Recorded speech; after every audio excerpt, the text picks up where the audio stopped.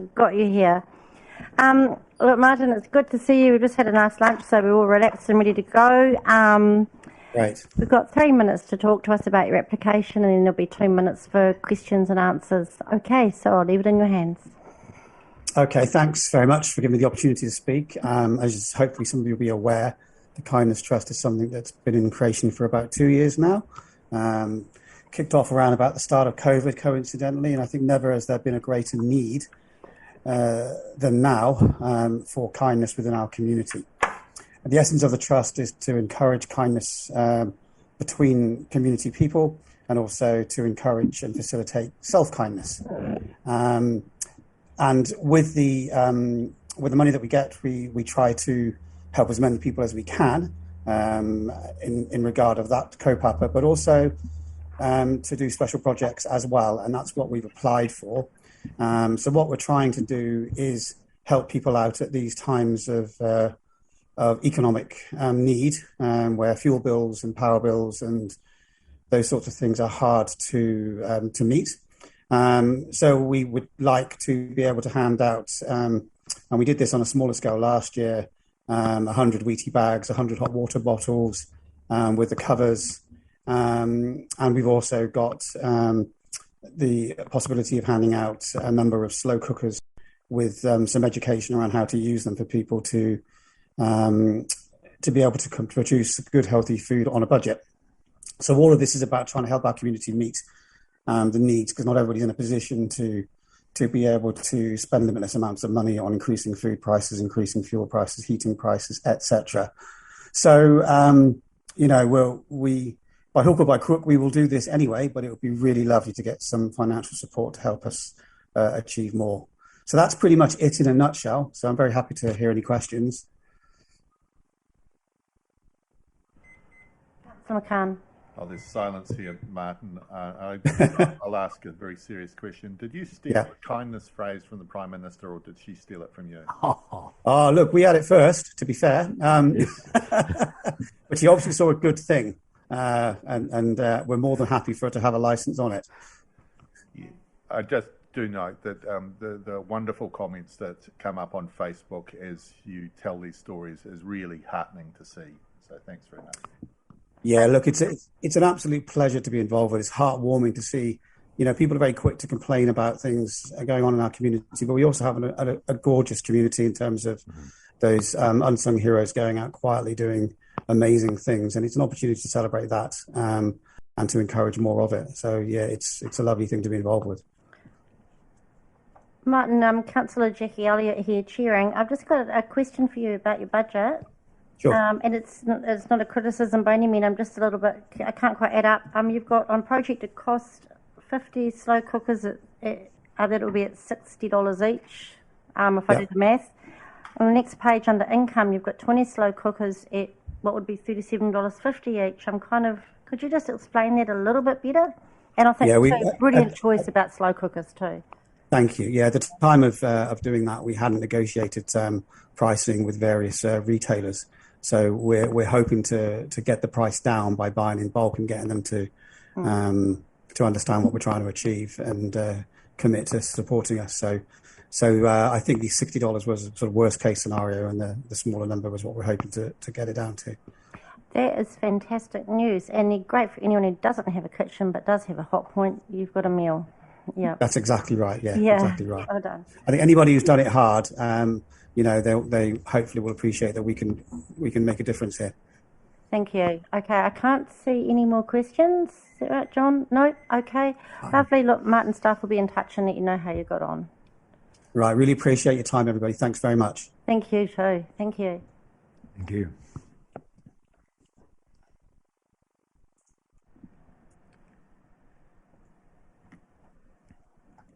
Madam Chair, I'm just letting in Natalia Karakaglu from Nest Collective. We're a little bit ahead of schedule for her, but our other people aren't in there yet. So, hi Natalia, are you able to hear us? I am. Hi, sorry. Sorry. Hi Natalia, this is Councillor Jackie Elliott here. I'm chairing the meeting. You've got 3 minutes to talk to us about your application, and then there'll be a couple of minutes for questions and answers, okay? Okay, cool. So- Sorry, I've just got my toddler in the background. My babysitter fell through, so I'll just be 1 second. Okay, toddlers welcome. All right, hi, thank you for having us. My name is Natalia, and I'm the National Manager for the Nest Collective. Our Kapiti branch is a wonderful branch which is run by two lovely volunteers, Angela and Sue, and supported by many others. And we operate out of Raumati. The Nest Collectives was born out of another charity, Little Sprouts, who ended operations during COVID in 2020. And myself and others worked hard to save the important work that they were doing. And we set up in the end of 2020 and started our services in 2021. So we're really proud that we've been able to ride the COVID wave for 18 months now, still 100% fulfilling our PAC requests. And the Nest Collective works alongside social workers, community partners to provide free baby essentials for families in need. And our packs include essentials for the first year of life and beyond, such as clothing, bedding, books, safety items, and more. 1 in 9 children live in households with material hardship, meaning many families face impossible financial decisions, such as choosing between a power bill or warm clothing for their babies. And our packs are designed to reduce inequity, improve living standards for babies, reduce the financial burden for families, and allow whānau to focus on other aspects of preparing for their baba. The evidence is really clear, and our work is so important because the first years of life impacts children's lifelong trajectories, and early investment in our babies will pay off in the long term for our whole society. In 2021, our data shows that 68% of our packs went to Māori and Pacific people, 44% to solo mothers, and 41% to under 25-year-olds.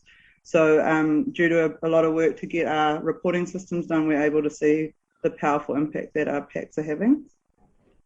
The Kapiti branch is a small one, but it's a really amazing one because the community is so supportive. They managed to do 10 packs a quarter so far this year. And we're expanding all the time, trying to reach out to new community partners. And we're just pushing to get up to Levin at the moment. So we've got our first partner in Levin this week and have 2 drop-off points up there. We have 10 other community partners throughout the region, including Planka, Oranga Tamariki, Family Star organisations, Salvation Army, and others.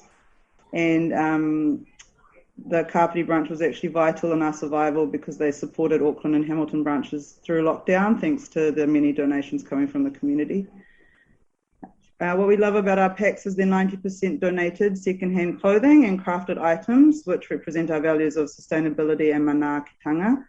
The Nest Makers Group is one of the most beautiful parts of the puzzle, as over 700 crafters from around the country contribute to our packs, and the items knitted, crocheted, and sewed are beautiful and full of love. Collaboration is another big value of ours. Our work with our community partners, as well as our sponsors, donors, and funders, is key to our success, and we love touching base with other groups in the space and spending time working together. I've been doing a lot of work in that in 2022, and it's really nice to share items, ideas, and support each other. We're asking your grant for funding towards our general pack items. The 10% of packs that we do need to buy are sleep sacks, health and safety items such as thermometers and sunscreen, feeding items, nappies and wipes, and a few other things, and these equate to about $165 a pack. We did a survey before we started as the Nest Collective and found out from social workers what they wanted in packs, and these are all items that they agreed were important for families. We have funds coming in from 2021, and we have applied for other grants such as COGS and Nikau Foundation, Wellington Community Fund, to help fill the gap. But we are hoping for your support to meet our needs for the year. The total budgeted amount we need to raise is $12,800, and $3,500 came from last year, so we need to raise around $9,000. As COVID comes down, we plan to do more fundraising, but a lot was cancelled during that time. But we do have the support of the Lions up there, which is great, and they've just made a nice donation to us. And yeah, that's it from me for today, and thank you so much for having us. Thank you too. I'll just see if there are any questions from the table. Really don't have a question, just want to say thank you very much for that application. Thank you.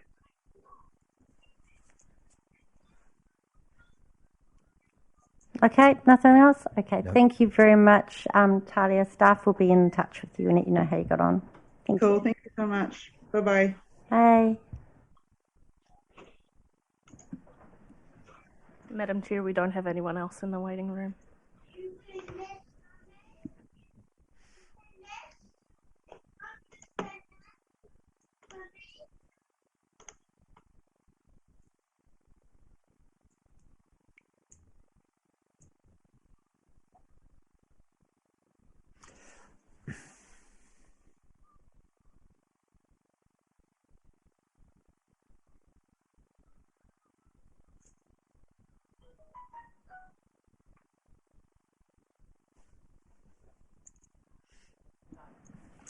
Yes. Yes, but we haven't. Yeah, we're still trying to connect them with Zoom, but we are trying. She's got the link now.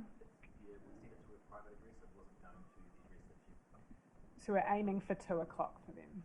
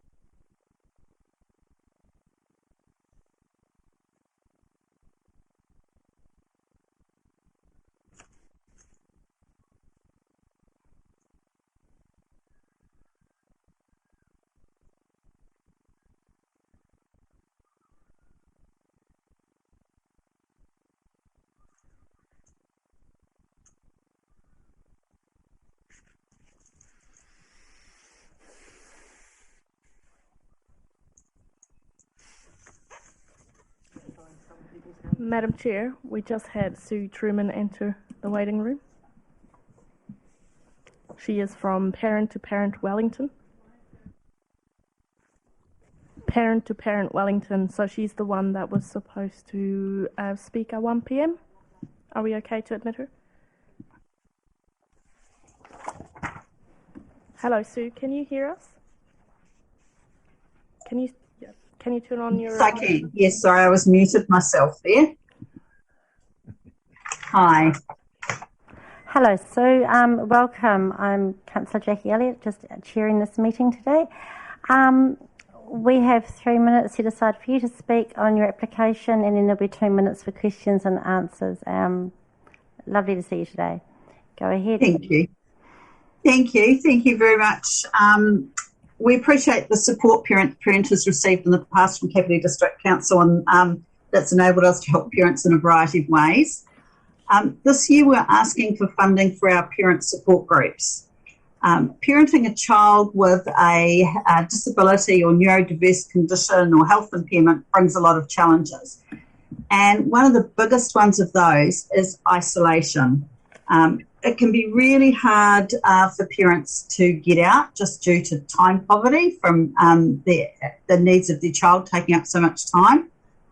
They might have a child that doesn't cope with going places. Often they can't work or can only work a short amount of time due to the child's needs, so they lose those connections through work and often have an impact on that affects their income levels, of course. So sometimes they can't afford to get out and about as well. And there's often a loss of past friendships.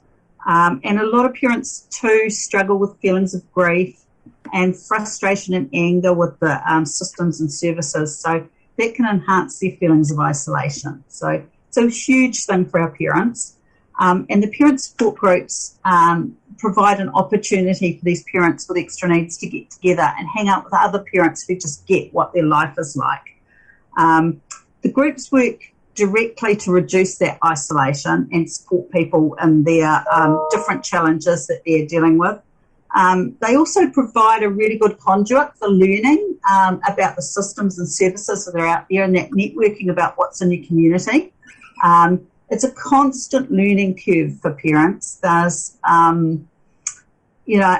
as life changes, as their child grows, they need to be learning new stuff all the time. And so we find that in the groups, parents are always sharing about what they've found works and what they can do and what's out in the community. And that's really invaluable.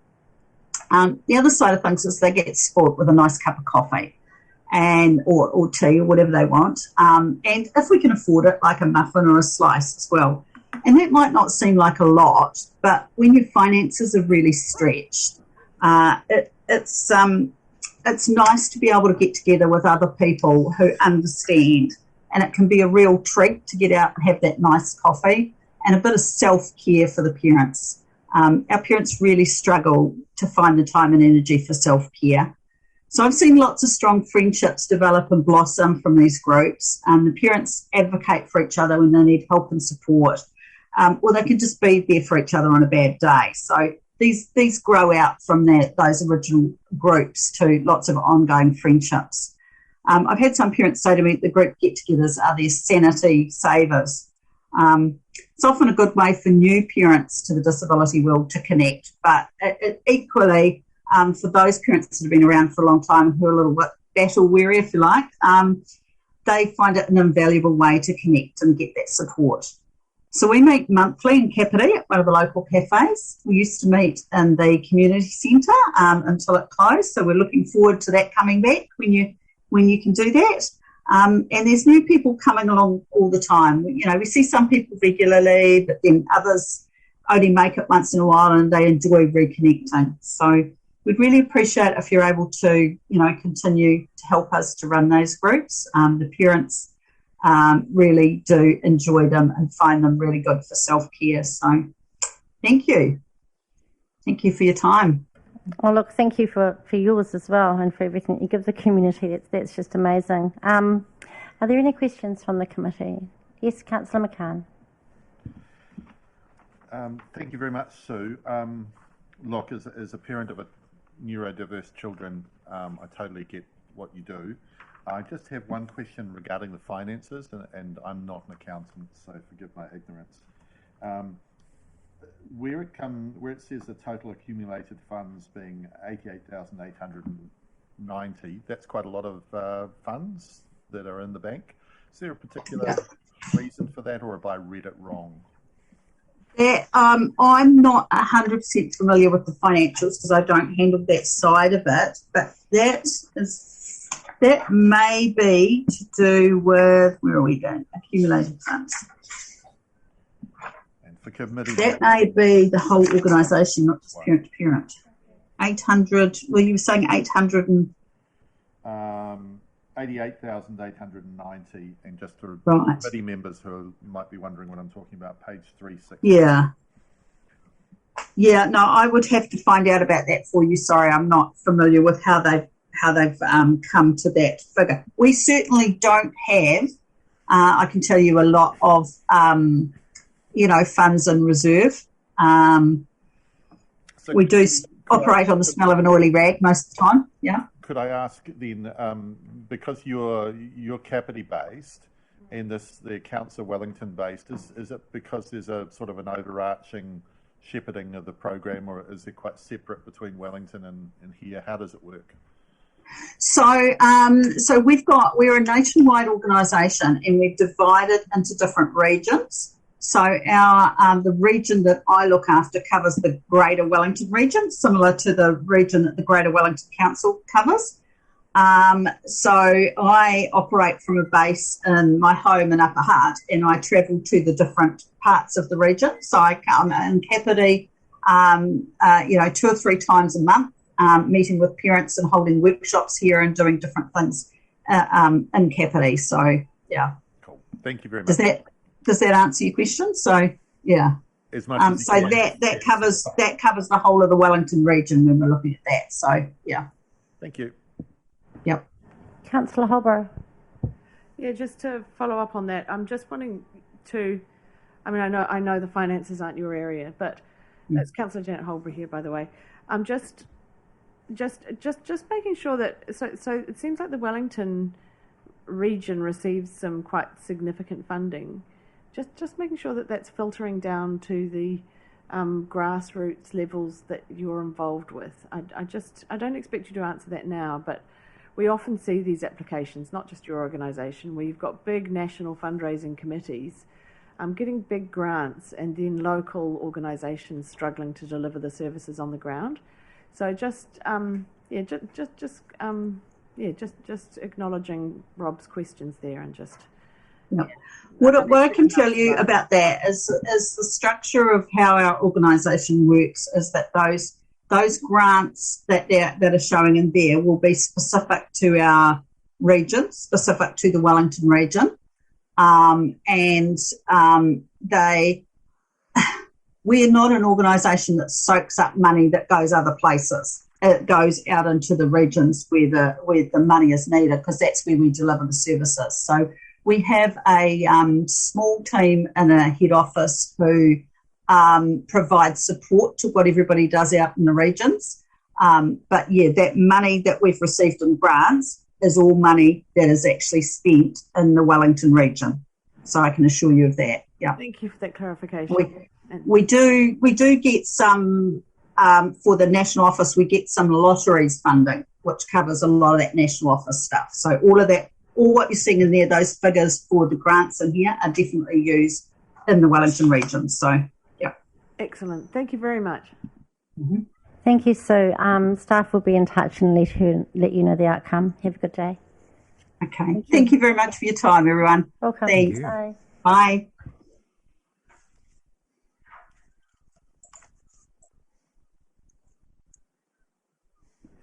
Madam Chair, we don't have anyone else in the waiting room.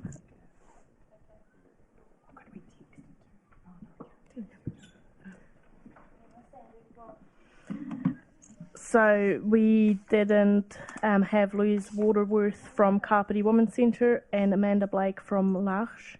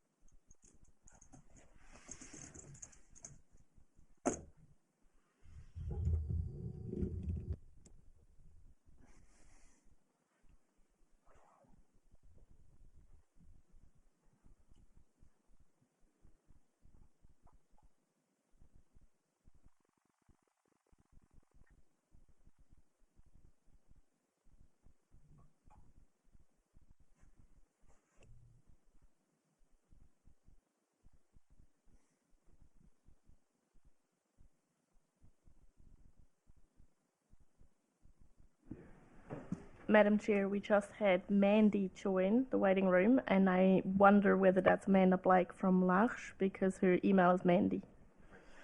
It is? Perfect. Yes.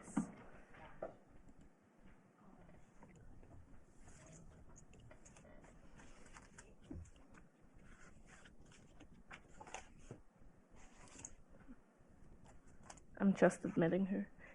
Amanda, can you hear us?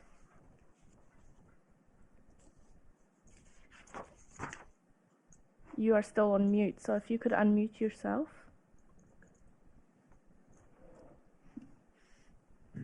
Yeah. Here we go. Okay. Hello, Amanda. Hi, how are you? Good, thank you. Look, thank you for coming and joining us. Hello, who have you got with you? We've got Peter. Yeah. Say hello, Peter. Yeah. Hello. And we Hi, have Peter. Julie. Hi, Peter. Hi, Say Peter. hi, Julie. Hi. Hi, And Julie. And Ethan. And Peter. Hi. Hi, this is just some of our core members today because we run the ADA program during the day. So we've just got a few of them here. The others are out and about. Oh, so you have 3 minutes to tell us all about your project, and then we might ask a few questions. So I'll leave it with you. Okay. Our project has been going for a little while now. We've been making our Sawyer candles to sell into the community as a fundraiser for L'Arche. As you know, we're a non-for-profit organisation, so every little bit helps. And what makes it special is that the core members actually help produce these candles, and the candles are named after every core member that lives here. So, Peter, what's your colour, your favourite? Chocolate? Yeah. Chocolate. What's yours, Ethan? Pineapple? Pineapple. And yours, Julie, is? Ginger crunch. So everybody's candle's named after something that they enjoy. And what we like about it is it's sort of put L'Arche out into the community so people know who we are, that we're people living together with or without a disability, and that we've had a really great response with them.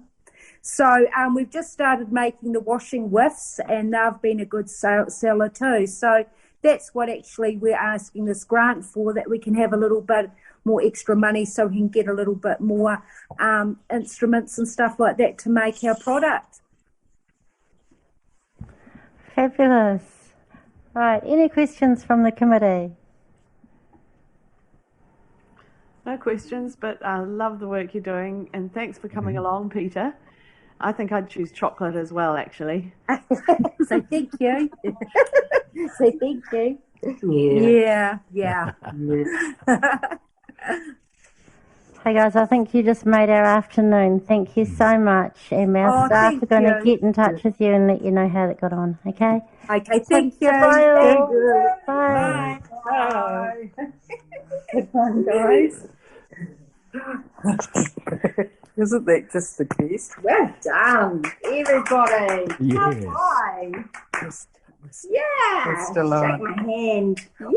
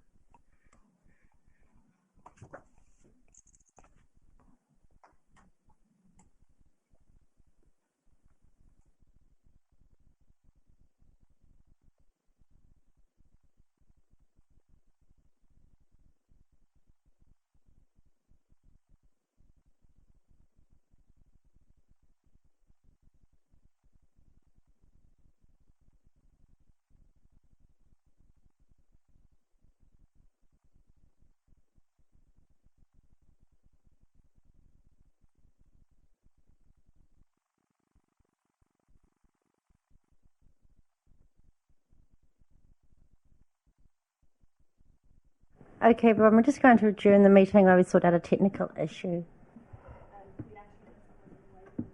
Oh, okay. Lovely. We'll unadjourn. Madam Chair, we have Patricia Robbie in the waiting room, and I'm just trying to figure out. She's the Kapiti Youth Employment Foundation. Hello, can you hear me, Trish? We're just in the process Okay. of admitting her.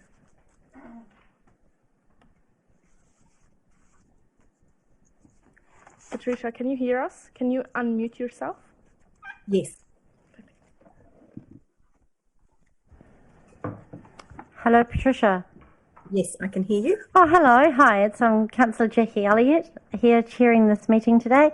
We have 3 minutes for you to tell us all about your application, and then there'll be 2 minutes for questions from the table if needed. So lovely, I'll leave it in your hands. Welcome. Thank you. Thank you. First off, excuse me, I'm actually at home in isolation, so if I sound a bit funny, excuse the nasalness. So kia ora and good afternoon, everyone. My name is Trish. I'm one of the program managers for Work Ready Kapiti, or the Kapiti Youth Employment Trust. Firstly, thank you so much for the opportunity to not only apply for such grants, but also obviously to share with you a little bit more today about our programs. So Work Ready Kapiti is a program for local rangatahi aged between 14 and 25, and we have a few offerings within the program that help youth get work ready, and perhaps you've already come across Work Ready and heard it in the community. We have a focus on working with schools and also those that are no longer at a place of learning to prepare youth for the workforce. We run a Work Ready Kapiti passport, and youth complete these passports, taking them across the avenues of work, being on time, how to present yourself, interviews, CVs, drugs and alcohol, and of course health and safety. We also conduct school visits to the local colleges to discuss these passports and our other offerings and programs for them, and take students' questions, working alongside the careers advisors and their supporters and other members of the colleges at each location.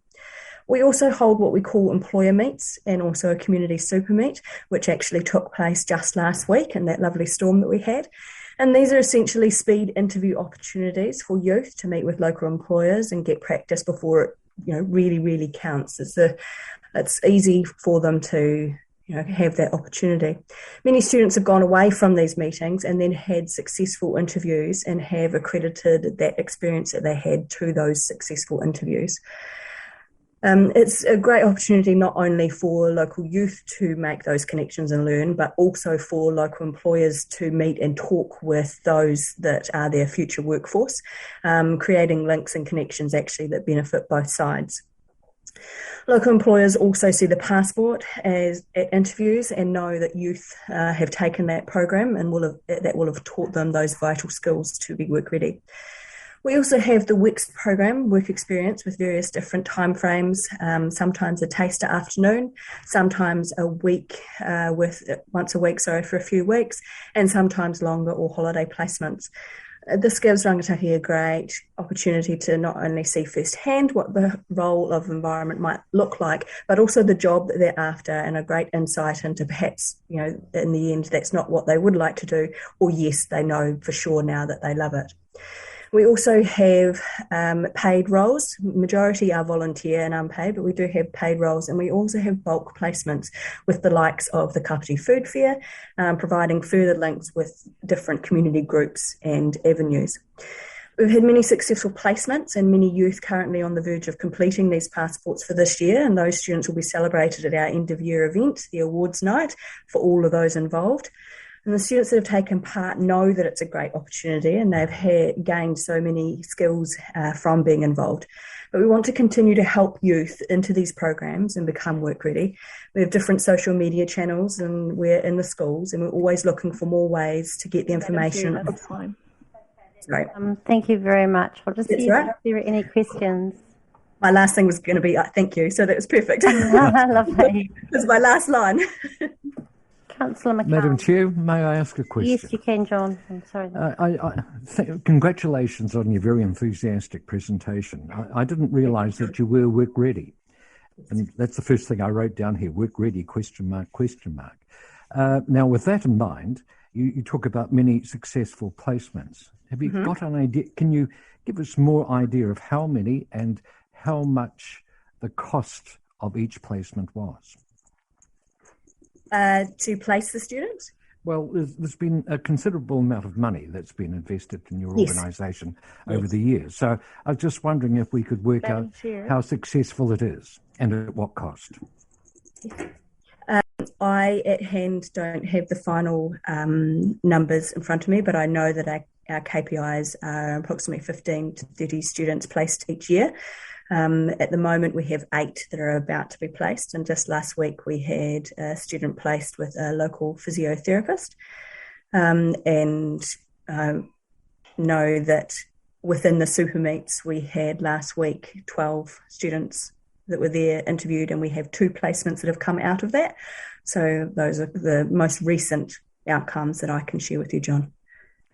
And just for my information, unemployment's at a very, very low level at the moment.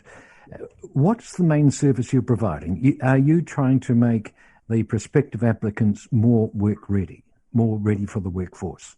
Correct, yeah.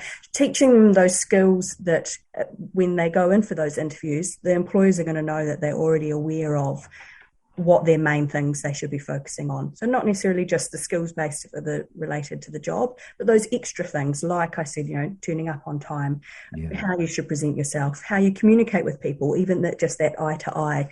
And that's where those passports not only teach them, but also then the follow-up interviews, those mock interviews really essentially teach them how to approach and talk with people. Thank you very much. That's all right. Thank you, John. Thank you very much. Khan? Councillor McCann here. Just want to follow up regarding the videos. How do you see them actually better connect, or using that medium to better connect with these young men and women?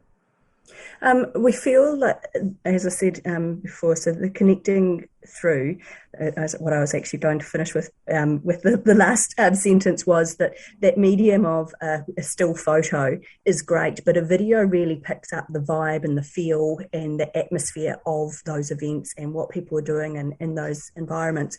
And it's all well and good to tell someone, but envisaging it as that next step. And so videos really capture that and put it out there, and people go, oh, look, that looks like something I really want to do.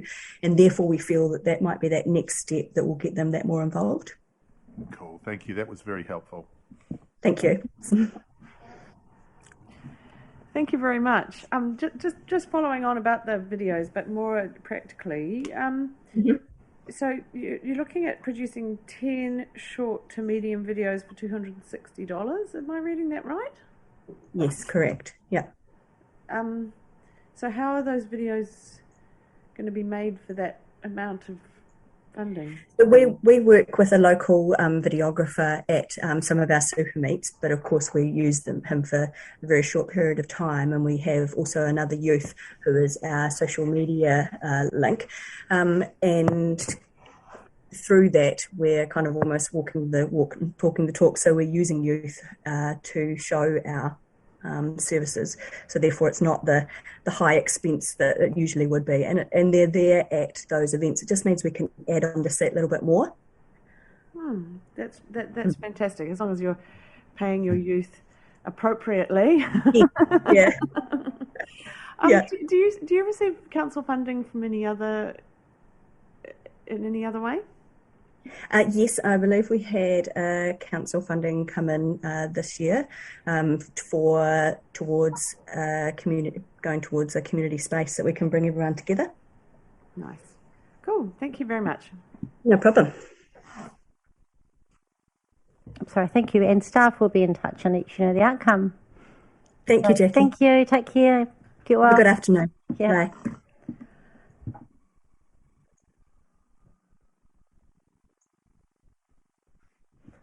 Madam Chair, we've also got Heart Kids Wellington, Angela Haddon, in the waiting room, and I will admit her now.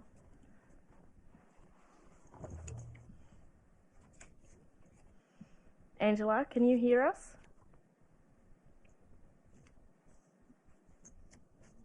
Angela, you're currently muted. If you could unmute yourself.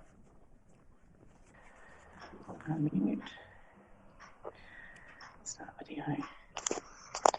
Hello, apologies for that. That's all good. Good afternoon, Angela. Good afternoon. Hi, you've got 3 minutes to speak to your application this afternoon. Tell us all about it, and then there's a couple of minutes for councillors to ask questions. Okay? Sure. So, fire away. Okay, so Heart Kids Wellington, so we're supporting currently just over 500 families in the area, quite a large proportion up in Kapiti as well. So our family support team will go and see families. They'll offer support, whether it's financial, emotional support. Obviously, through COVID times, it's been quite difficult for some families, particularly when they've had surgeries. They have to go up to Starship to take their child through for open heart surgery, which is where all open heart surgeries are done on heart children. So this means a bit of a huge upheaval, and of course with COVID times it's been even more difficult because they are unable to, whether it's visitors to the ward or it might be just only one of the parents can be in there, so they're separated from other children. So there has been, quite a bit for some of these kids to deal with on top of everything else with their condition over the last couple of years with COVID. So we're finding that there's a lot with just the whole mental health around, particularly with our youth, which is definitely has been a challenge for some. It's a huge enough challenge as it is once they that transition from being a child where your parents are totally responsible for you, and then you start to take it on your own shoulders of actually, having the confidence to put yourself forward for some quite major surgeries. So with that, of course, becomes the usual teen angst and anxieties, plus on top of it with dealing with a serious medical condition. This can have a massive impact on youth. So that's why we're applying for support for counselling. We do have a couple of families up in Kapiti at the moment that are receiving support, and we'd like to be able to offer it to more families.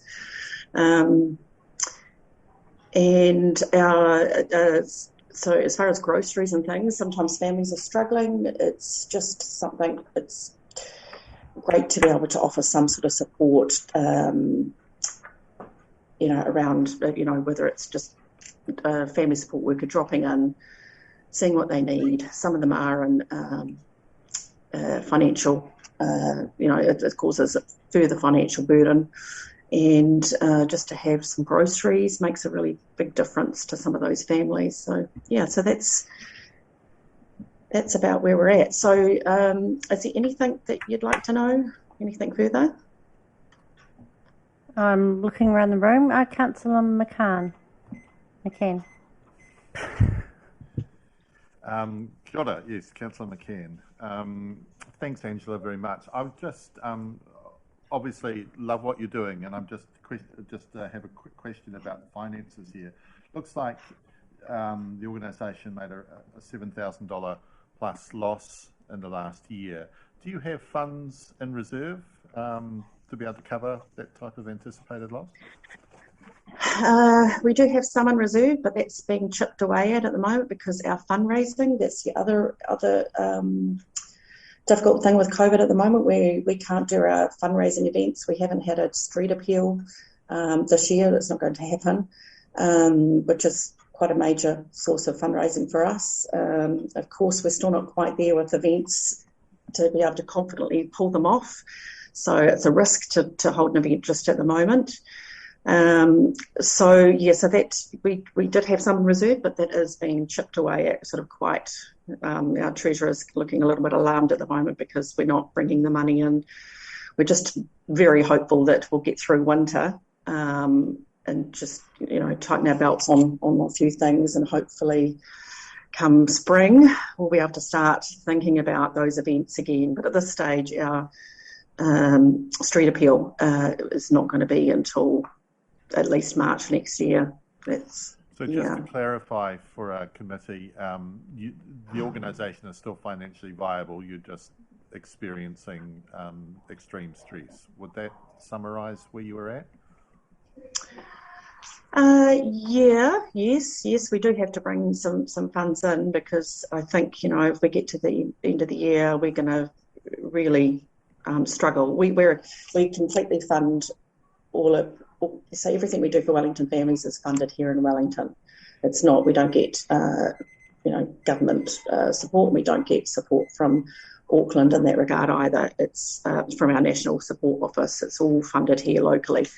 So yes, there are some in reserve. However, it's not going to last forever. We're going to really struggle if we don't start bringing funds in. And there are families now that need support that we are not able to offer it in the same way that we would normally. Sure, thank you for that. And I'm happy to catch up offline. My brother was the CE in a similar organisation in Australia, so there may be some fundraising things that they've used over the year that he might like to share with you if that's appropriate. Good work, Rob.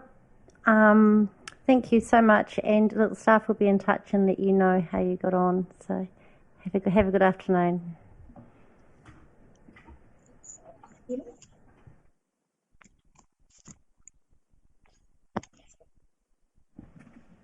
Next we have Merrin Malcolm, and he is from Loss and Grief Kapiti, so we would actually be jumping ahead. But Sarah Cress is not due until 2 p.m, is that all right? Just give me a second, I'll just see what's happened. Yes. Yeah, Loss and Grief Kapiti.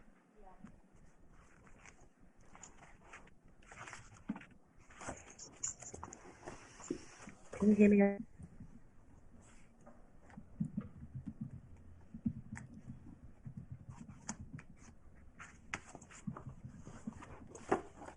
Kia ora, Merrin, can you hear us? Merrin, you're muted. Can you just unmute your microphone, please?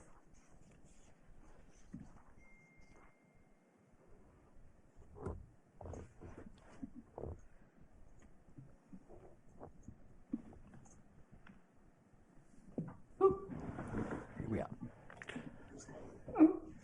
Hello, Merrin, can you hear us?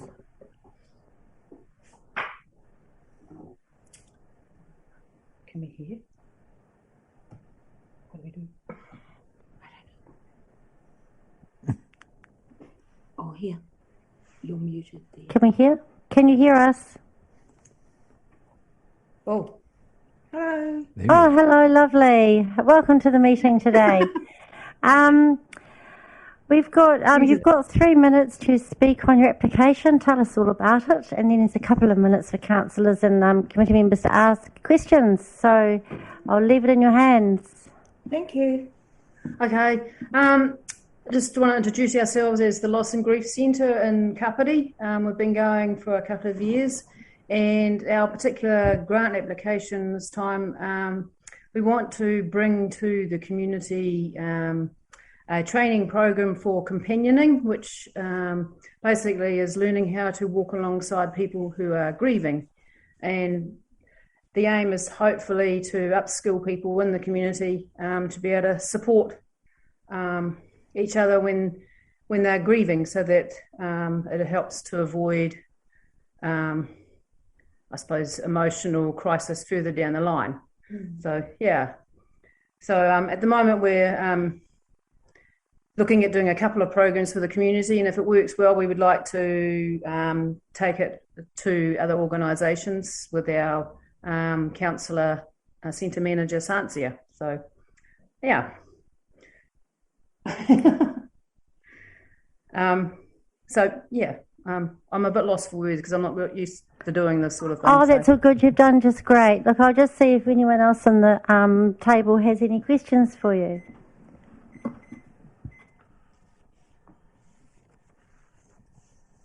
Councillor McCann. Well, perhaps I could. I think we have to ask. It's a wonderful initiative, this, but it was set up by a commercial organisation just across the road, wasn't it? To what extent is this a charitable institution?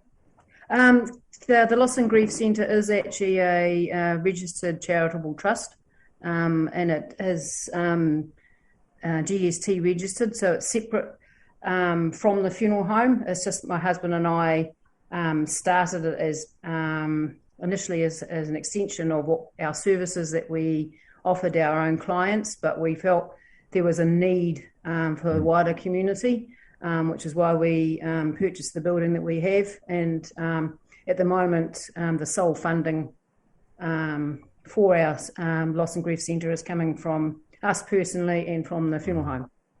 Wow. Thank you for that. And once again, I think it's a great initiative. Thank you. Councillor McCann. Kia ora. Thank you very much for that presentation. And don't worry about how you think it came across. It came across perfectly well.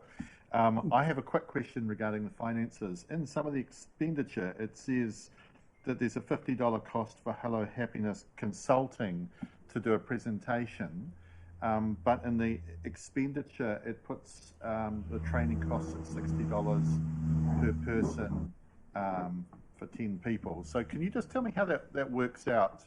Because I can't quite do that maths in my head. I think we last year when we did a training centre, that's how much it cost us to bring in the person that came and did a day's presenting and with the group. So can I clarify? The figures. It must have cost more than $50 for the day's training. I did, yeah. We the Loss and Grief Centre basically funded the bulk of the cost, which is what it's been doing for any initiative that we've put on. Like at the moment, we've got a support group that's running for 8 weeks, which is free to the community, people that are going. So the Loss and Grief people, we fund the cost of the facilitator and that sort of thing. So the other amount there is a $500 amount. Is that the amount that? There was for the food for the couple of days, I think it was. There was an estimated cost on putting on food for the people, the attendees to come. Thank you. Thank you so much. Staff will be in touch and let you know the outcome. Okay, so thank you both and have a great day. Thanks. Bye. Bye.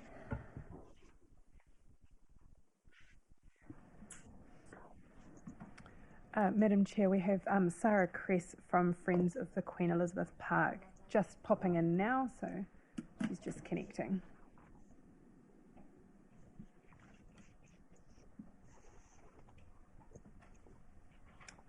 Are you able to hear us, Sarah? You just have to take yourself off mute. Got it. I'm muted now. Hello, Sarah. Welcome to today's meeting. Hi. You have 3 minutes to tell us all about your project or your application, and then there'll be a few minutes for councillors committee to ask questions. So leave it in your hands. Thank you. Yes, I can be very efficient. And firstly, thank you for accommodating me. There's been a bit of communication hassles, and we've just managed to fit in with my schedule. So I haven't had much time to prepare, but this is a topic I'm so passionate about and familiar with that I can just rattle off anything, and very, very happy to respond to any questions that you might have. So I think I've already described in my application that I've gotten involved with the Queen Elizabeth Park, the reserve, and the restoration work that's happening there, and the success that we've had in terms of really looking at restoring that reserve to a conservation restoration project and getting the farmer off, opening it to the public, and looking at the significant benefits of carbon sequestration through wetlands restoration. So I, on behalf of the Friends of the Queen Elizabeth Reserve, am very keen to document that further. We've got a youth on our committee from the Friends, and she's very passionate about conservation work. So I've been in contact with her about kind of doing a little documentary. There's also some other primary school children that are interested in sort of getting more involved with restoration work. So the reason that I've applied for this grant is to get the equipment in order to make films that are accessible to the public on this reserve, specifically for the Friends of Queen Elizabeth Reserve, to heighten awareness, spread the word, and hopefully encourage engagement, really. Can I keep talking, or you tell me when my time's up? Yeah. It's a topic I'm very passionate about, so I can look, all good, Sarah. Time's up, actually. Can I make one final point? Sorry, you got a minute. You got a minute if you want to keep going. Great. So the last thing that I wanted to mention to you is that in my application, I had applied for funding for the equipment as well as the training to make the project, possible. In the meantime, what's happened, actually, there has been a change, and the videographer who has been suggesting to do the training has actually offered to do that voluntarily as a way of contributing to the project. So the application for the grant really needs to be reduced, and just to the equipment, which is $1,063 as I've demonstrated in the application. That was the final point I wanted to make. Oh, wonderful. Okay, I have a question here from Councillor Janet Holbrow. Great. Hi, Janet. Yes. Hi. Thank you very much. And I can hear the passion and I appreciate the passion over many decades that's happened with this park. So the park's actually run by the Greater Wellington Regional Council. Have you gone to them and asked for some help with this project? No, I thought I'd start with you. Yeah, we're potentially a little more approachable. So, in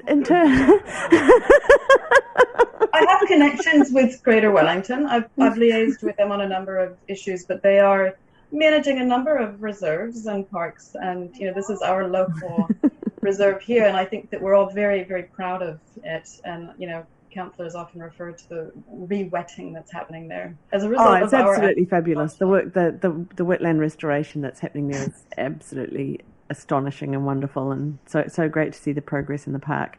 I just want to ask some practical questions about this video. So the videographer training, I'm aware it's free, but it's still necessary in order to use the equipment that we'd potentially be funding. It's a bit of a shame when people don't get paid for their skilled services, so I'm actually a little disappointed that that's happened. But $500. Well, offering voluntary sort of service is also something that brings people a sense of contributing. So yeah. So a $500 course or the equivalent thereof. I mean, the videographer presumably would be providing some pretty extensive support to the group to make these videos. If you have a friendly videographer, why don't they actually make the videos? Because a short training course isn't potentially going to make for high quality outcome, and I think that's what you'd be after, wouldn't it? Ideally, absolutely agree. Yeah. So do you have confidence that what will be produced by an amateur with quite minimal training from a videographer will be of a quality that your group would be proud of? Satisfied with? Yep. I mean, at the moment, anything is better than nothing, right? And so even if there's short clips that just get put out, through social media or whatever, it's like having the right equipment to be able to make multiple projects potentially will be of benefit. So at the moment, I mean, I would say that's the weakness of the project, is that it is quite, well, it's the weakness and the strength. It's very open-ended, so we can do, whatever we're capable of depending on the resources, really, time and people. Yeah. That's a really great answer. Thank you. Perfect. Thanks for your time. I'll sign out, yeah?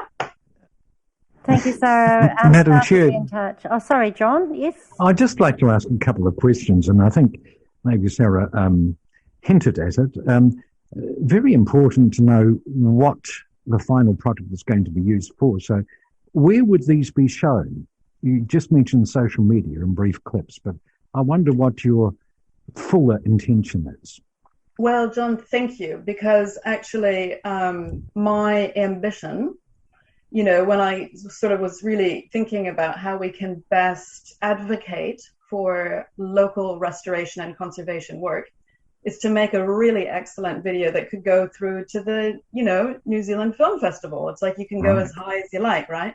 Yes. And then, of course, as things become more realistic and there's funding constraints and there's time and energy constraints, you go down the ladder and you think, oh, well, maybe the Māori Film Festival. And then you think, oh, well, maybe, we could put it on our website. And then you sort of think, well, maybe we could give it to KCDC. Oh, well, maybe we put it through social media, know? And ultimately, that's how it will go. And secondly, the equipment purchase, it's very specific, $1,063. What do you intend to buy with that? It's a specialized GoPro video. Right. And the reason for that is that it's excellent for movement, but it comes with an editing program. And that's exactly the one. Yes, yes. Yeah.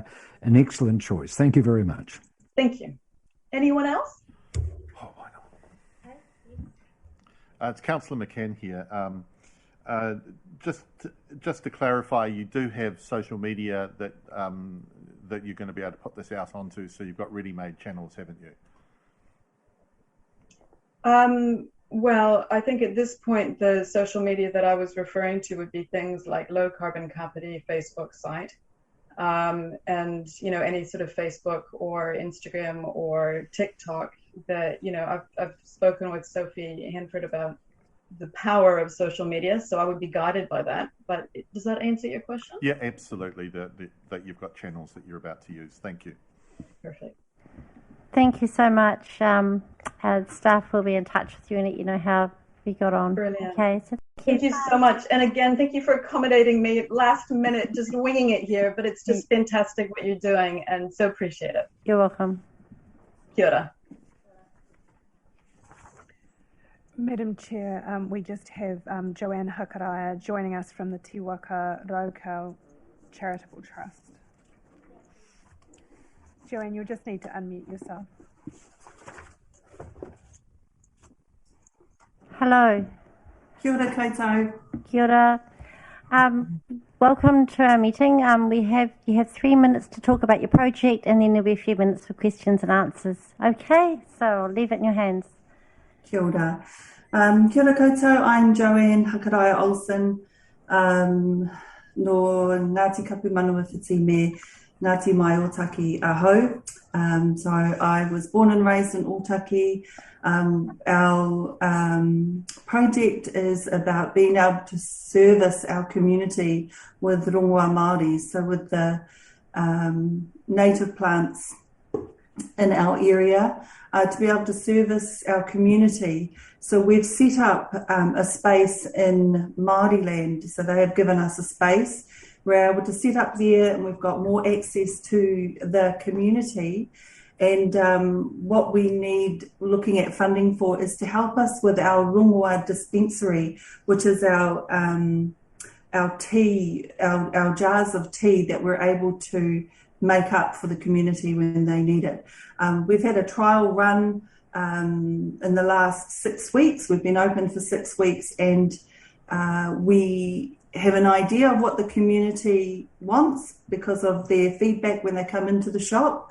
But what we're wanting help with is to be able to train people, provide workshops to be able to support what we're doing so it can be an ongoing project that keeps going. So that is pretty much it. Thank you. What a beautiful background, I've got to say, behind you. It's absolutely glorious. Thank you. Okay. Are there any questions? Yeah, I have one here from Councillor Rob McCann. Thank you very much for presenting to us. I'm just speaking to page 379 for my fellow councillors and staff. I'm just a little, could you explain what that quote there is for and how that fits into traditional Māori native plants? I think I'm missing something. Yes, so So you mean with the administration and the education material, equipment that we require to hold the dispensary, the teas. The training is more about the workshops for our rōpū, our group that we need to be able to sustain this practice. We need people of the community to be able to help us to harvest, to source from their properties, things like that. So that's where the fund will be going to, mainly for the equipment. So we need jars, things like scales. We need just lots of things to be able to process the dried leaves, to dry them into tea form. Thank you very much. And I'll take the question up with staff because I can't quite work out what the picture is and whether it's... All right, thank you, Joanna. Staff will be in touch and let you know how the application goes. Madam Chair, could I ask a question? Certainly, John.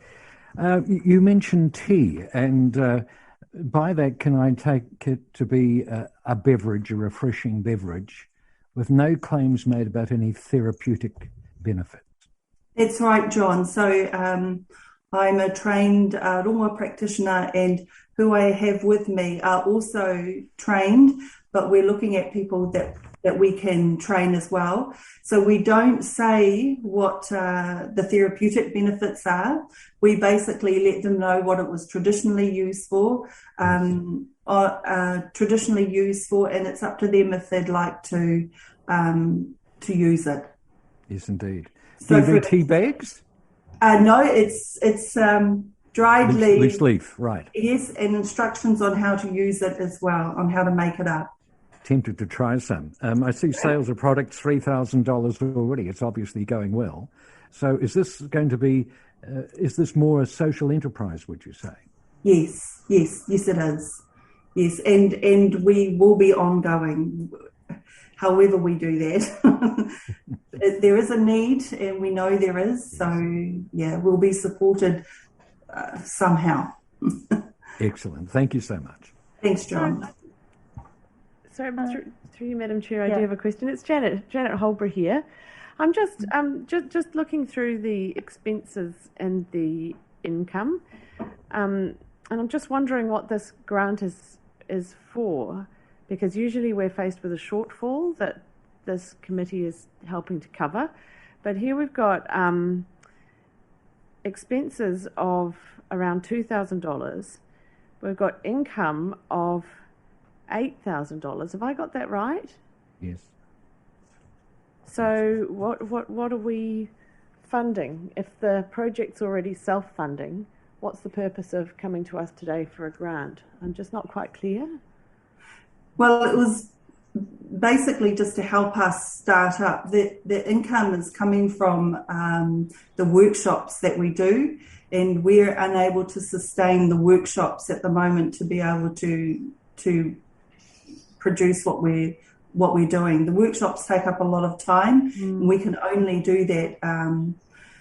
To keep us going, we need to do workshops, and we'll do them weekly, fortnightly, but really we only have the energy to do it probably every 6 weeks, every month. So we're actually trying to back away from doing the workshops. Oh, that explains that nicely. Thank you very much. Thank you.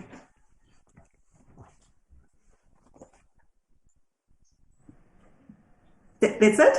Oh, sorry. Yes, thank you so much. Staff will be in touch. Thank you. Bye-bye. Madam Chair, we now have Brian Geary from Kapiti Coast WEA Incorporated, who's just joining us now.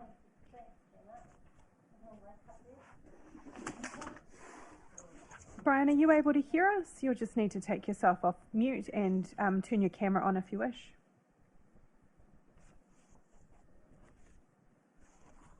Unmute. No, that's unmute. Hello, Brian. Can you hear us? Brian, you took yourself off mute, but then you muted yourself again. So perhaps if you could just try that one more time. Can you hear me? Yes. Oh, good. Okay. Good afternoon, Brian. You've got 3 minutes to tell us all about your application, and then we've got a few minutes for questions if needed. Okay, so whatever in your Thank hands. you very much. First, a word of thanks to the subcommittee for its work in distributing community grants. We at the Kapiti Coast WEA not only appreciate but have come to rely on past grants for help to implement the services we provide. Second, a word about the Kapiti Coast Workers Educational Association. The WEA was set up in 1915 and is the longest serving provider of adult education in New Zealand.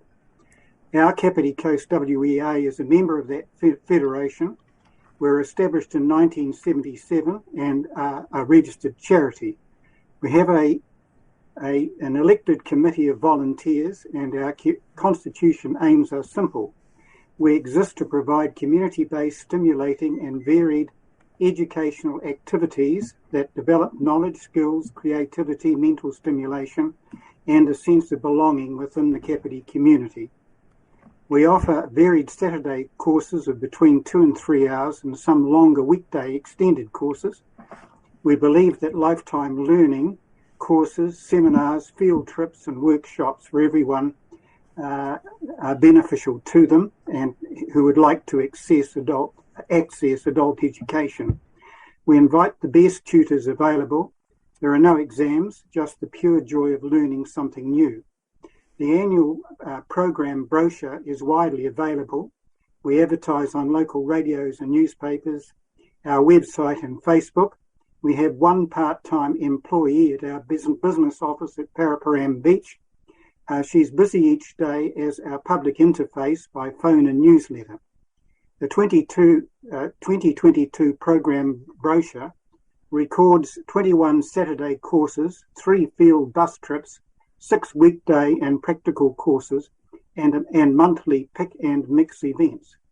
Due to COVID, 5 courses are postponed to be picked up later. Courses are also added as opportunity presents itself. We have an active membership of 75 this year, down a little from last year due to COVID, but now growing again, plus casual attendees who come along to one or several courses where a particular topic is of interest to them. Overall, we expect to have between 250 and 300 adults attending our courses during the year ended December 2022, despite the reluctance of some folks to venture out. Our attendee age is mainly our senior citizens, although attendance is open to everyone, and we happily see younger adults attending some courses and practical activities. Statistically, we know that the Kapiti Coast has attracted one of the highest populations of retired senior adults in New Zealand. The local WEA fulfills a useful role in keeping elderly people still interested in learning something new and interesting, and often leads to increased library use and other clubs and activities stimulated by courses of learning during the year. There is community participation which helps overcome loneliness, gives a sense of belonging, has definite mental health benefits. Just because a person is old does not mean that all that knowledge and lifelong experience is wasted. To assist participation, we keep our course fees low. To buy a full season ticket is $100, reduced from June to December to $50. $25 of that sum goes towards the membership fee allocated to administration, and the balance to other expenses, including venue hire, tutor fees, and their travel expenses, etc. Members who hold season tickets can attend all courses without further payment, a potential saving of $300. From those who just pay the membership Brian, fee. hi, sorry, that was just our 3-minute bell just went off. All right. Okay, a final point then, I have tabled the updated budget, which when I put the application in, it was based on 2021 figures. The 2022 figures show that there will be a deficit with allocated a donation component sure thing. Of around just under 10,000, and we will have to go into our accumulated savings Okay. to cover the deficit.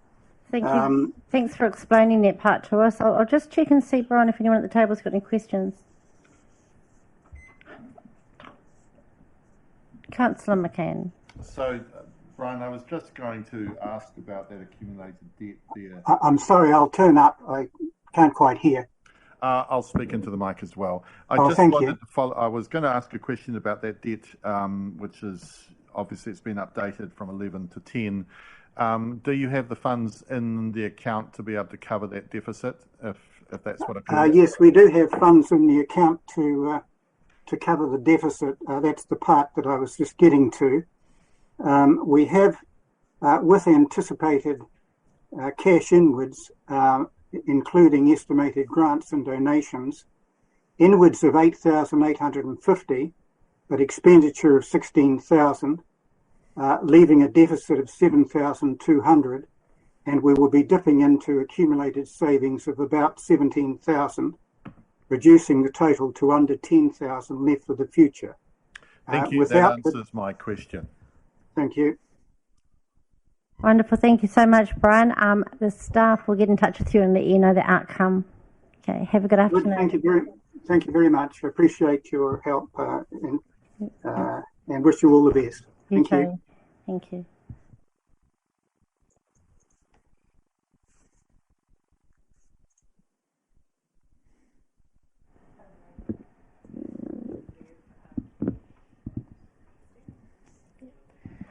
So we've got Derek Towns on our side. I can bring him in, but we'll have to mask up.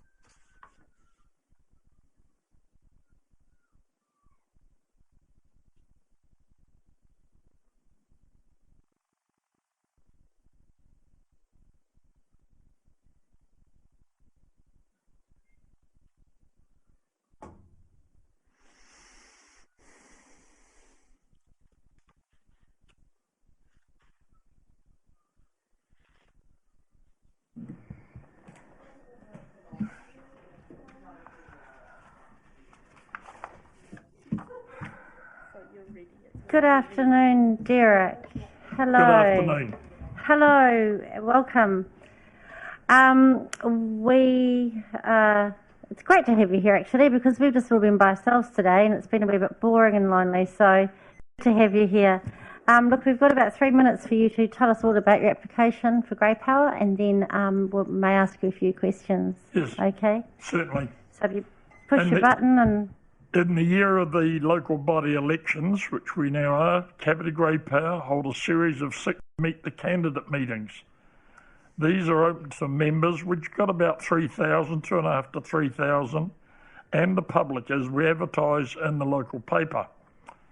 At the meetings, the candidates who are standing for office are given the opportunity to speak about their wishes for the new council formation. As our finances are stretched this year, we're not in a position to finance all of these meetings. In fact, we even considered an early evening meeting for those 50 plus, which is within our age range, who are working, and we've never catered for that age range before. This, of course, would increase our costs. The benefits for holding these Meet the Candidate meetings is to enable Grey Power members and the interested general public to meet and hear the candidates who are standing for election in the district. We advertise each meeting in the Kapiti newspaper as well as our communication network, and we also publish a special edition of our Super People quarterly magazine that include a photo of each candidate and their response to a questionnaire that we hand out. Without the help of additional funding, we would be reducing the numbers of meetings held. Kapiti Grey Power supports its 3,000 odd members in a variety of ways. We offer discounted electricity, gas and broadband charges, a reduction in travel costs on the Inter-Island Ferry and other job places, an odd job scheme for assistance around the home at reduced rates, and a discount book for local suppliers offered discounts. We also had approached the Mayor to access some funding because we're a firm believer that this should be a council function, but for many years now Grey Power have done it, but in this financial strait we are financially strapped. That's the end of what I've got to say. Thank you. Thank you. Do you have questions? Councillor Janet Holbrook.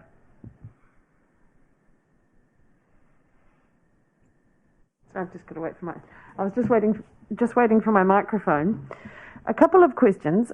Is this something that Grey Power do in other areas across New Zealand? Madam, no. It was started down here because council didn't do it, and we believe that it's the right of every person to meet their candidates and make their decisions from that. Rotary and Chamber of Commerce hold mealtime meetings, but it's not for the general public. So that's Grey Power have always stepped in to do it. And we also, of course, do it in the national election, which is next year. Very much, actually. Thank you very much. Councillor McCann. Look, thank you for coming, Derek, and for the committee's knowledge. Derek is up. Thank you. Derek has asked to borrow my PA because it's a quality one. But look, Derek, I think this is a really worthwhile thing that you're doing. A quick question I do have is, have you applied through annual plans and long-term plans to get this included in a budget? It's the first time in the history of Grey Power we've asked for any money from anybody. Any further questions? Madam Chair, may I just... Yes, John, go ahead. I'd just like to say I think this is a great service to democracy, and I've always thought that it's a scandal that Grey Power have had to fund it. However, if nothing happens this year, I can predict we're going to be haunted by the ghost of Trevor Daniel. I'll just leave it at that. Okay, please. No further questions? No, look, thank you very much, Derek, and I'll comment too, after being on your hustings for many, many a time, that you always provide a really wonderful, fair, safe, good environment with lots of lively debate, and I really do thank you all for the effort that I know goes into that day. Thank you. Thank you. Staff will be in touch about the application. Thank you.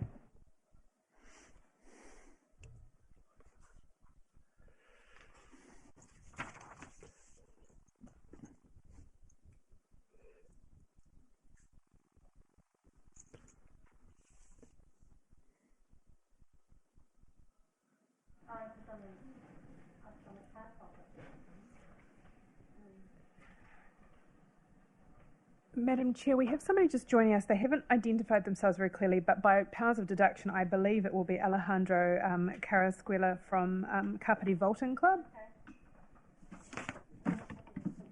Are you able to hear us?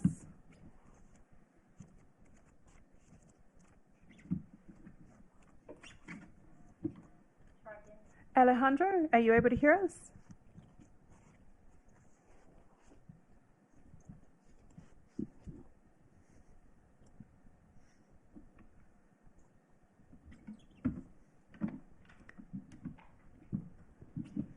Seem to be having some difficulties. I've just let somebody in. You've got your name down as user. Are you able to identify yourself, please?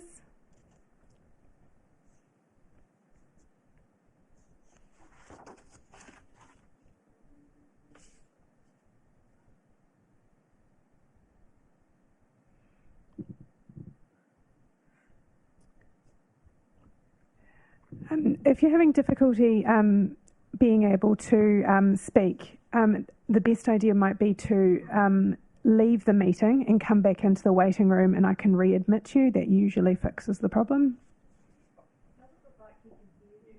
No, it doesn't.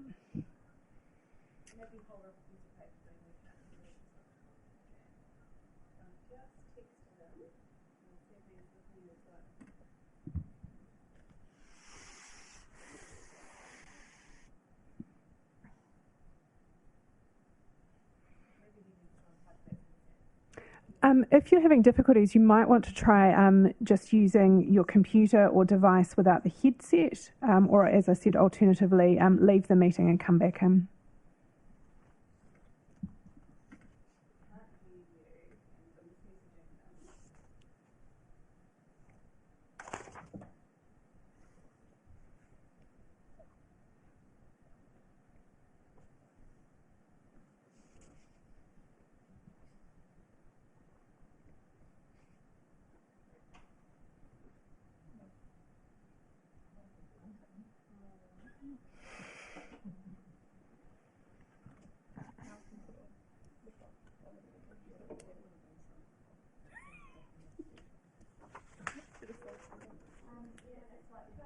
Are you able to hear us now, Alejandro?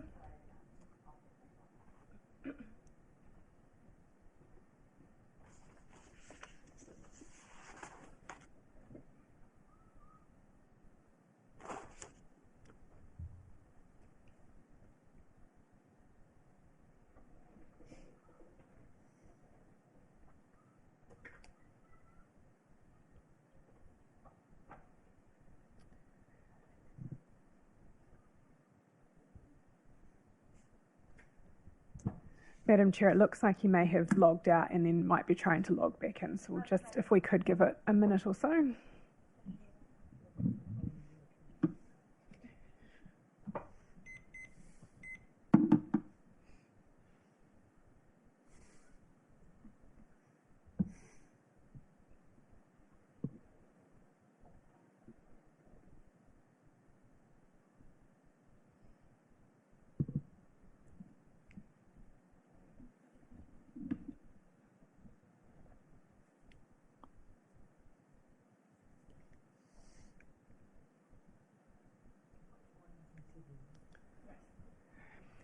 He hasn't come back in yet. We do have Ata Kaia from the Horowhenua Kiribati Association, if you wanted to move ahead, and then we'll try and get that technical issue sorted.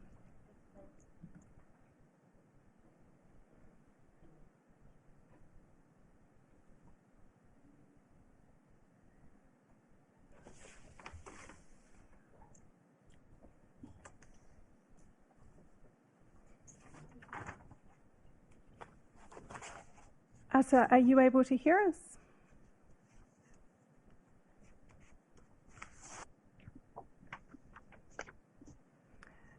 I'm just checking, Ata, are you able to hear us? You may need to unmute.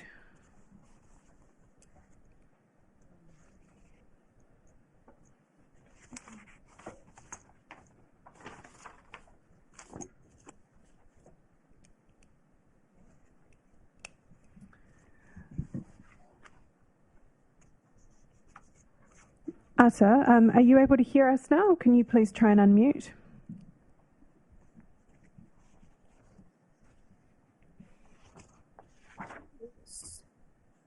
Can hear you. We can faintly hear you, Ata. You may need to speak a little bit closer to your microphone.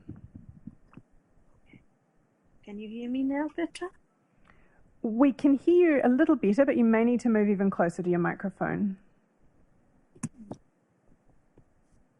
Okay.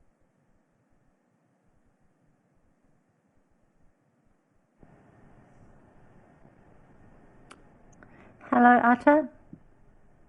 Yeah. Hello, hi. I'm the chairperson of the meeting today. I'm Jackie. Welcome. You've got 3 minutes to talk all about your application. Tell us about it, and then we'll do a few questions maybe afterwards. Okay, so it's all yours. All right. Thank you. First of all, just apologize for Ata. I cannot make it because he's working at the moment, but I'll speaking on behalf of him, if that's all right. Sure thing. All right. So, our mainly application is for volleyball. Volleyball games in our community, Kiribati community. Volleyball is one of our program that in our community that we found out that it's gather people, involves everyone in all ages, and we have other programs such as dancing, singing, or traditional, cultural traditional stuff. But we try to maintain the volleyball because we know that it's bring us together. It's make us happy with all ages, our kids, parents, grandparents, that we all play, like take part of that. So yeah, we are looking for fund to help us more, help us with our equipment and for cost of the hall to play it. And yeah. Thank you so much. It sounds a lot of fun. Did you have anything to add to you today?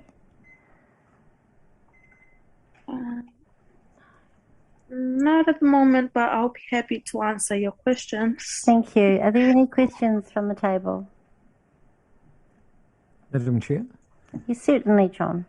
Thank you very much for the presentation. I see you're based in the happening Horowhenua. How many of your activities are in Kapiti?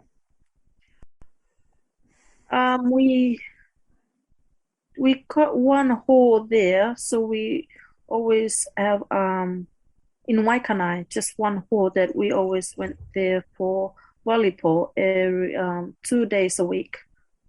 Oh, so how many of those meetings or those tournaments would you have in Waikanai? How many? Sorry. You say 2 a week. How many weeks would be involved in that? So in total, how many events have you run in Waikanai? Oh, every weeks. Every week? Goodness Yeah. me. Okay, thank you for that. Thank you so much. Staff will be in touch with you and let you know how the application went. So thank you and have a good day. Thank you. Bye. Bye.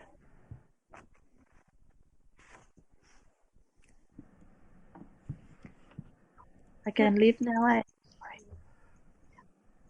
Okay, unmute. Oh, hello. Yes. Alejandro. Good afternoon. It seems like now I can hear you and see you.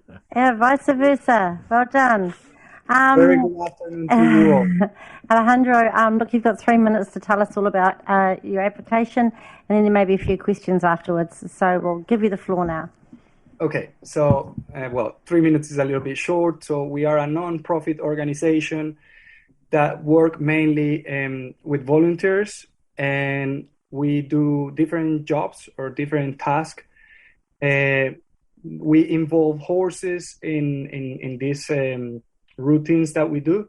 But the reason that we apply for these funds is because we are presenting a show. The best way to try to describe it is, let's say, like a circus show, which involve a lot of gymnastics, a lot of acrobatics, and also horses are involved and all other animals, such as dogs. And it's a Word A category show, so it's not like a bunch of people trying to pretend that they know what they're doing. We've been training so hard for this. Last year we did one, and it was an amazing success for all the family. Everyone loved it. And the important thing is that the young people that are the participants are very committed to this, and we have seen the improvement in their lives and the changes that we have made through all these exercises, let's say. a little bit more about us. We also work with disabled people. We do riding for disabled, and that's a big part of our program. However, that needs to be backed up by other activities, such as this one, the circus, or the riding lessons. But due to COVID and other things, we had to, let's say, reduce the amount of horses because, as I mentioned from the beginning, we are a non-profit organization. And if we don't have income, then the horses keep eating and they eat a lot. So we had to reduce that. However, we have managed to maintain afloat, and we are doing great for our community. We keep growing, people keep calling us, and we keep involving a lot of young people from different backgrounds. So we have people from South America, we have people from Asia, we have Maoris, we have Europeans, and yeah, that's a little bit about us. Thank you so much. Are there any questions from the floor? Councillor Hobart? It looks very festive in the background, very suitable for your application. So this is a social, it sounds like a wonderful event, but this is a social investment fund for social outcomes in our community. I'm just kind of being perfectly open.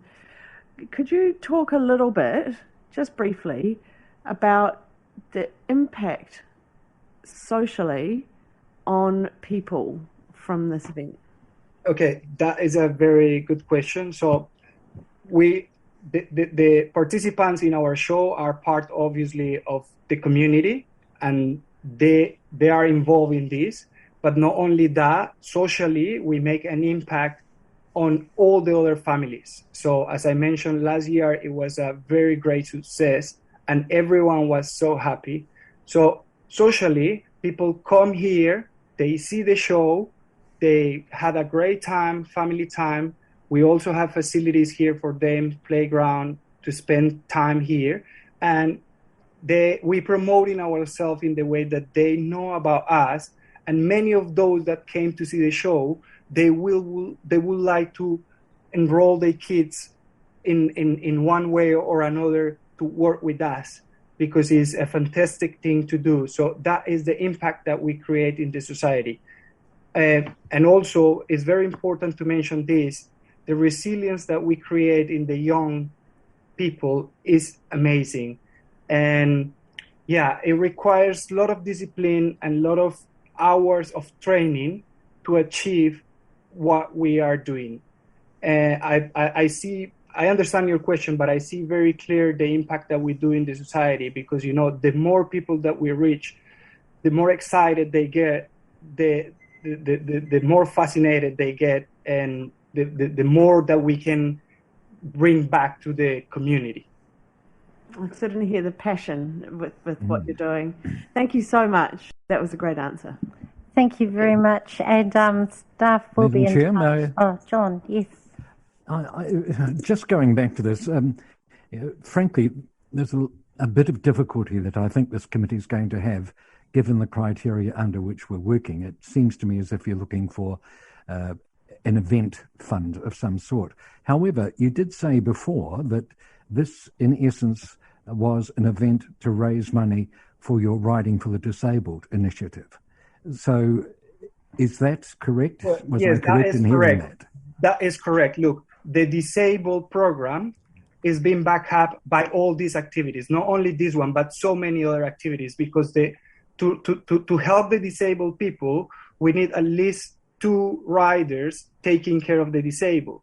To pay 2 riders is a little bit more expensive than what we get for the disabled. We charge, I'm not 100% sure on the prices, but it's like 40 or something like that for the disabled. So those programs, the disabled program, has been backed up with this event, with so many other events. So part of this money go to back up the disabled people.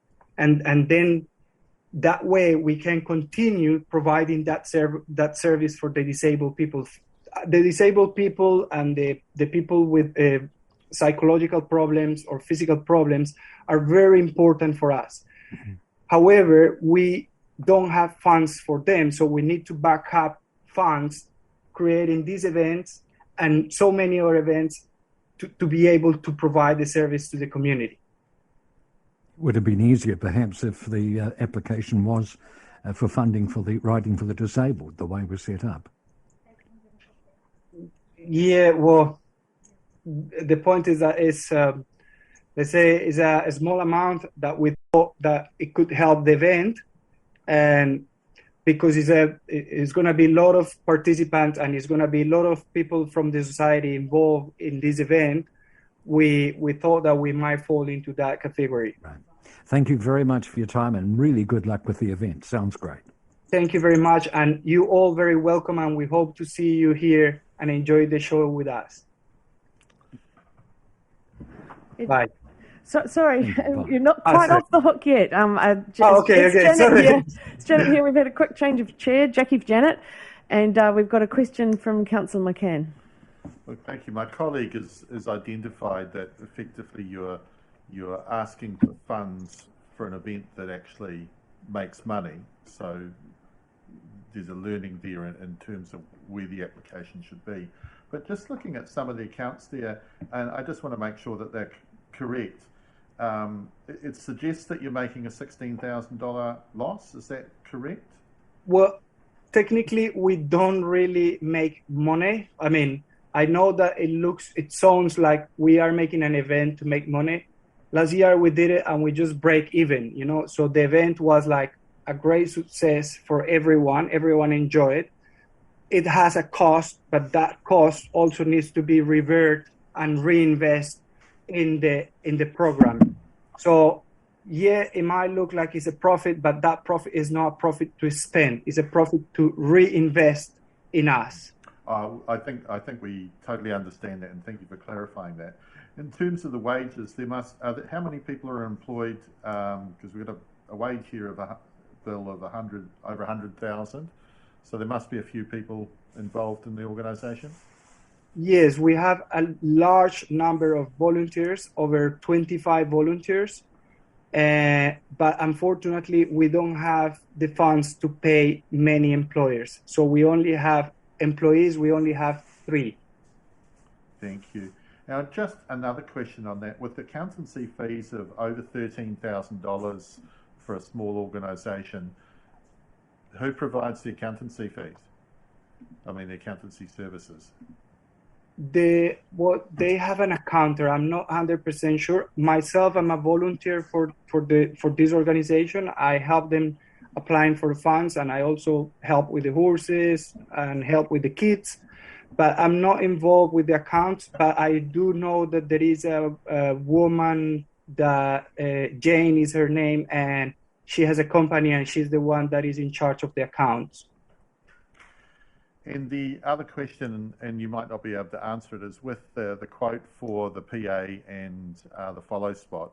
Has the organisation got multiple quotes, or they've just gone with one company? No, we have several quotes. As I said, like we look like a Persian market trying to bargain every price. And so yeah, we have different quotes for everything, for the lights, for the seating. For everything, we have different quotes. And actually, so many of them, the community has helped us a lot. So many of them have said, okay, no, I bring the food truck and for free, you know, like, just let me, you know, like, so they do it for free. And that's somehow like a donation that we don't put value on that one, but they helping us with that. And yeah, and as I said, the volunteers, like, it's so many, it's over 25 volunteers, dedicated people to this, not only to the event, but to the organization.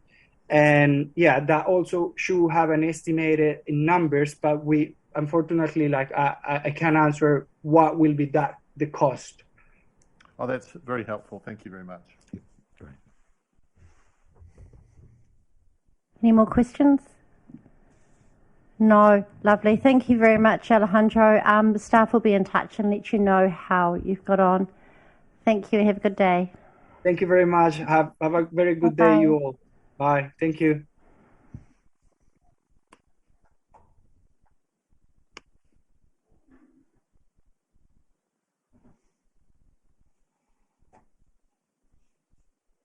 Madam Chair, we've got all of the public speakers.